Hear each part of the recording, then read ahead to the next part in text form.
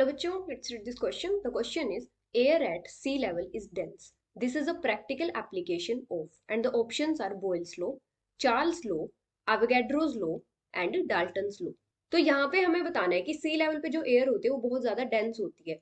तो ये कौन से लॉ की प्रैक्टिकल एप्लीकेशन है? तो यहाँ पे हमारा की कॉन्सेप्ट क्या हो जाएगा? अगर हम बात करें किसी भी सब्सटेंस की या गैसेस की डेंसिटी की, तो जो सिंपली डेंसिटी होती है ये किसके ऊपर डिपेंड होती है? ये इक्वल होती है मास ओवर वॉल्यूम. मतलब किसी भी गैस की जितनी ज्यादा वॉल्यूम होगी उसकी डेंसिटी उतनी ही कम होगी. तो इसका मतलब क्या हो जाएगा? जो डेंसिटी है वो वॉल्यूम के इनवर्सली प्रोपोर्शनल है.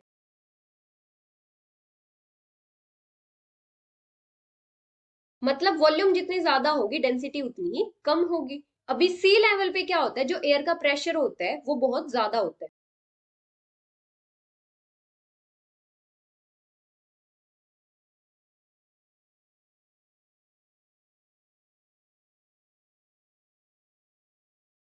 अभी हमें ऑप्शंस में लो क्या क्या दिए हैं? बॉयल्स लो, चार्ल्स लो, एवोगैड्रो लो और डाल्टन्स लो. अभी बॉयल्स लो के अकॉर्डिंग क्या होता है? कांस्टेंट टेम्परेचर पे जो गैस की वॉल्यूम होती है वो इनवर्सली प्रोपोर्शनल होती है प्रेशर की. मतलब जितना ज्यादा प्रेशर होगा वॉल्यूम उतनी ही कम होगी. तो इसका मतलब क्या हो जाएगा? जो डेंसिटी है वो डायरेक्टली प्रोपोर्शनल हो जाएगी प्रेशर की.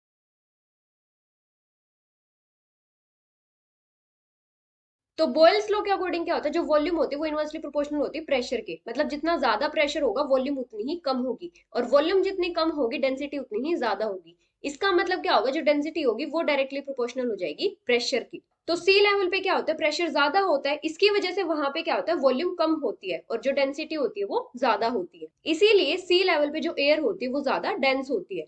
तो ये जो फिनोमिना है ये किसकी प्रैक्टिकल एप्लीकेशन होगी? बॉयल्स लॉ की. क्योंकि चार्ल्स लॉ के अकॉर्डिंग क्या होता है? जो वॉल्यूम होती है वो डायरेक्टली प्रोपोर्शनल होती है एब्सोल्यूट टेम्परेचर के.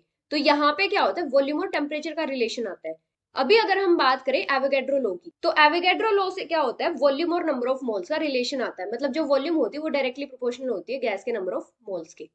अभी अगर हम बात करें डाल्टन्स लॉ की, तो डाल्टन्स लॉ के अकॉर्डिंग क्या होता है? अगर हमारे पास बहुत सारी गैसेस का मिक्सचर प्रेजेंट है जो नॉन रिएक्टिंग है, तो उस मिक्सचर का जो टोटल प्रेशर होता है ये किसके इक्वल आता है? वहां पे जो गैसेस प्रेजेंट है उनके पार्शियल प्रेशर्स के सम के इक्वल आता है. जैसे P1 plus P2 plus P3 and so on.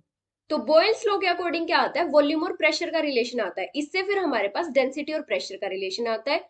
So the final answer is Boyle's law, which is option A. Hope you understood it well. Best of luck.